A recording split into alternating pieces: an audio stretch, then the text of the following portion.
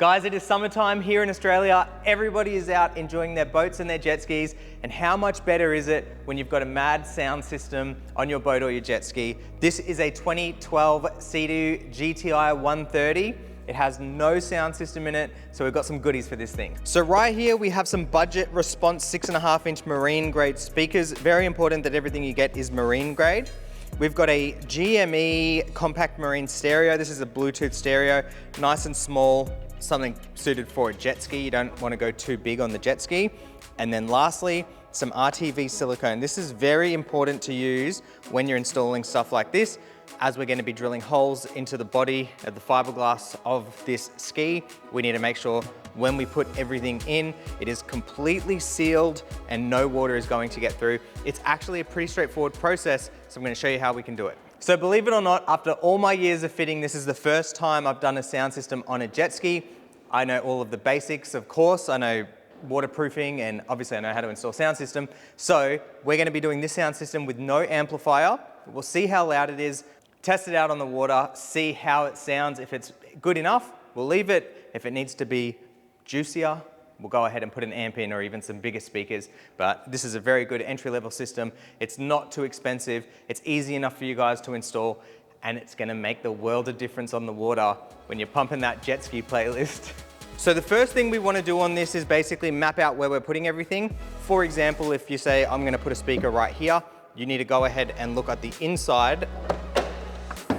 So I would open that cubby, get over into the inside and just see what's behind there. If it's accessible, which it looks like it's not really, you'd actually have to remove this fairing completely to get that on, if it's even called a fairing. And basically that is how it will work. Speakers, I think, are gonna go about here. And then as for the main controller, the radio controller, maybe in this little section here or something like that. So I'm gonna spend some time mapping out where everything's gonna go, and I'll let you know. All right, bit of an update. I'm happy with where the speakers are gonna go. I couldn't find a really nice spot for this. So anyone else doing this, I'd say maybe get a smaller one of these receivers.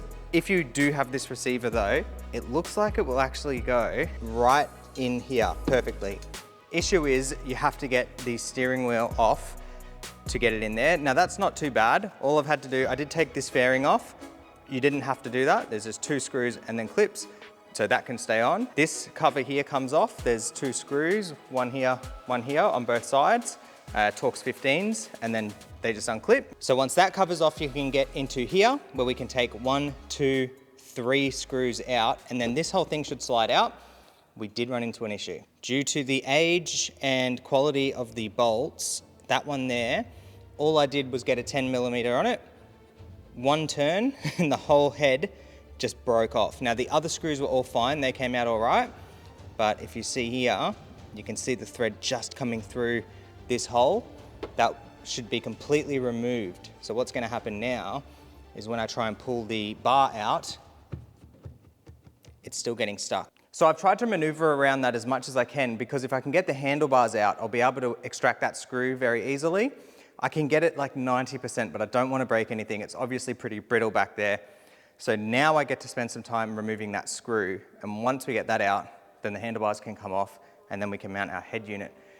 It's turned, it's one of those hour job has now turned into 3 hours probably trying to get that out. So once we've got the handlebars off, cluster is out, that can all come through, that will pull straight through. I managed to get that seized screw out without damaging anything as well. So up through there, I can replace that later.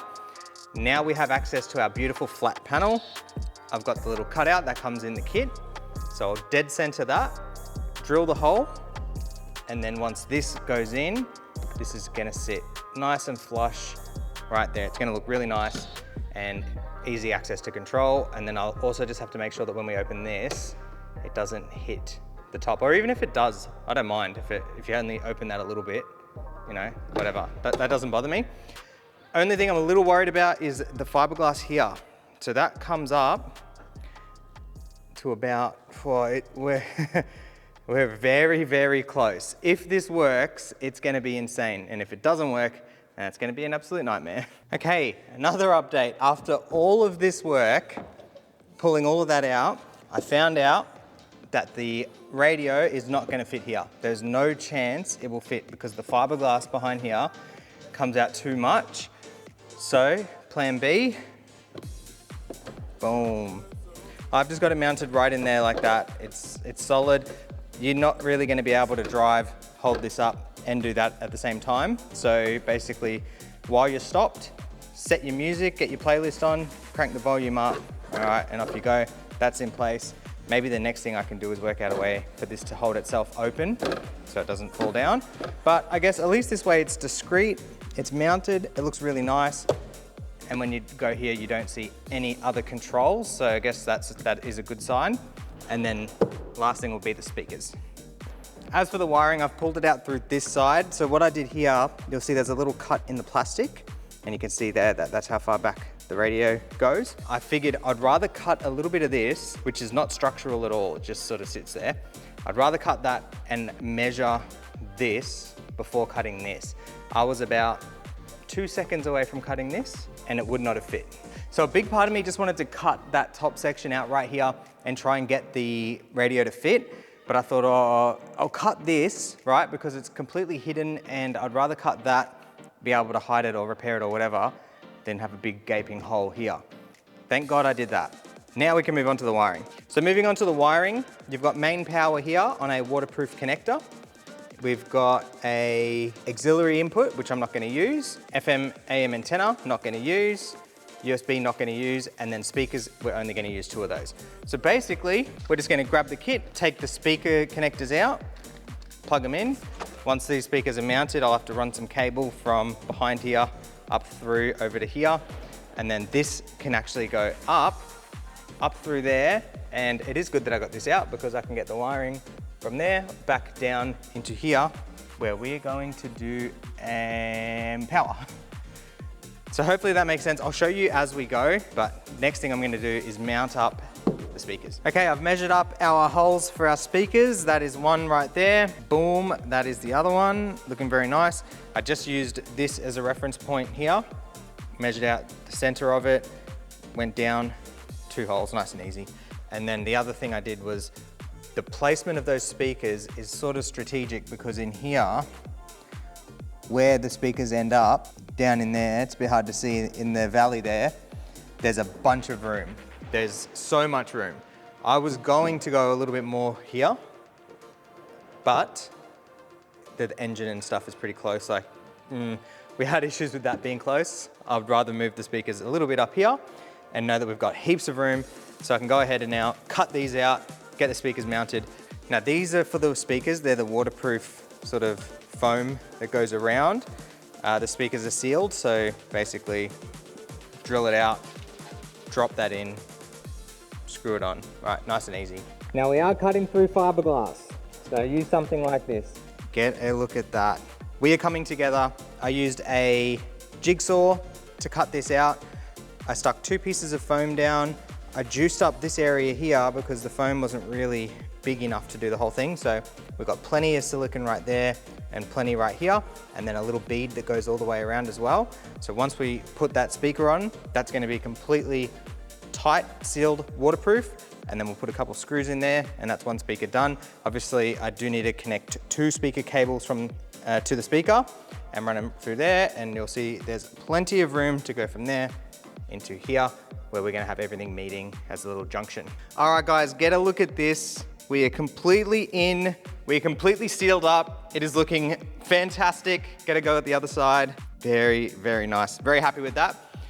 As we've seen, we've got the main radio controller right in there. So very happy with that. What I'm thinking about doing with the power is just connecting it straight to accessories or switched power. There is a little fuse box in there, and I'm sure there'll be an accessory or ignition fuse.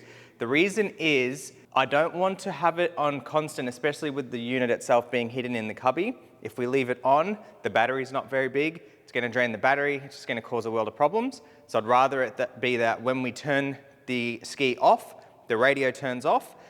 We're not gonna be pumping music while the jet ski's sitting still, not until we at least get a second battery or something like that. So for now, head unit will be on while the jet ski is running, and then when the jet ski's off, head unit's off, we'd have to worry about current draw. All right, we've got the handlebars back on.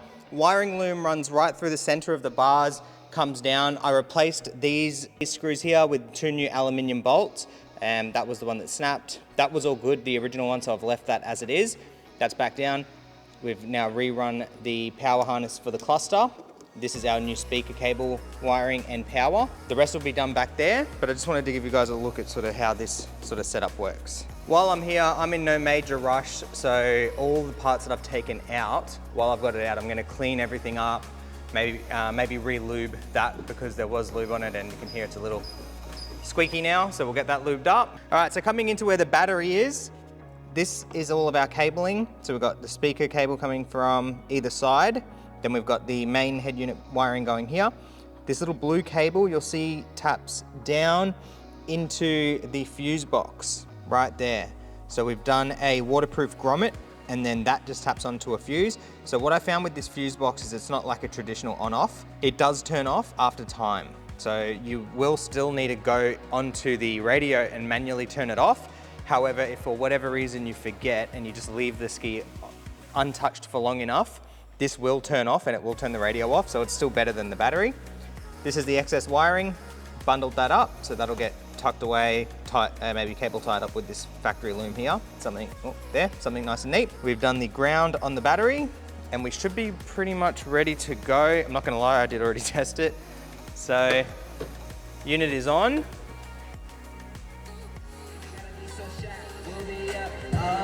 There we go. And it's really loud, actually. We pop out at your, I'm with the gang. It's gonna be a robbery. So tuck it. And so once you're done with it, just like now, what you need to do is press the source button, press and hold. And once you press that source button, that will turn off. I've gone ahead and put the whole thing back together, gave it a little clean and a little wipe down. It's looking insane. It sounds fantastic. For some cheap speakers, a head unit and no amplifier, it sounds insane. I'm keen to see what it sounds like out in the open on the water. You know, I'm in an enclosed workshop right now, so maybe it's just a bit of an effect there. But I mean, from like all the tones, the bass, everything, it sounds really good and it's very loud. I haven't even adjusted any equalizer settings or anything. We'll see how it goes. Now, I am a little bit worried about starting this up or just turning the ignition on and then the unit drawing current and it draining the battery. The last thing we want is to be stranded somewhere or not be able to start it on the water. So I do have a solution for that. So right over here, we have a bunch of these. We sell them to customers. We use them in the shop sometimes when cars go flat, but basically this is in a little enclosed shell. So that'll go in the waterproof area of the ski. And this is a lithium battery. It's getting charged right now. That charges up. So if I need to jump start the jet ski, I can do that. But you can also charge your phone off of it and charge other things off of it as well. So it's very, very handy. It's, you know, for cars, bikes, everything, they're actually very handy to have. So I think one in the jet ski's gonna help a lot. But get a look at this. So basically you jump on, you know what I'll do? I'll play some copyright-free music so you can get a feel for the sound. All right, copyright-free music. We're on the ski, pretend, on the water. We're gonna go in here, press and hold our source button. Unit's gonna turn on. It'll connect to USB.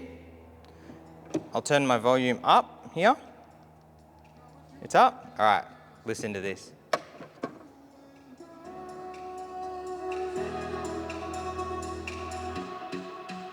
So we're about 3/4 now. Go even louder. That's full. I don't know if you can hear me, but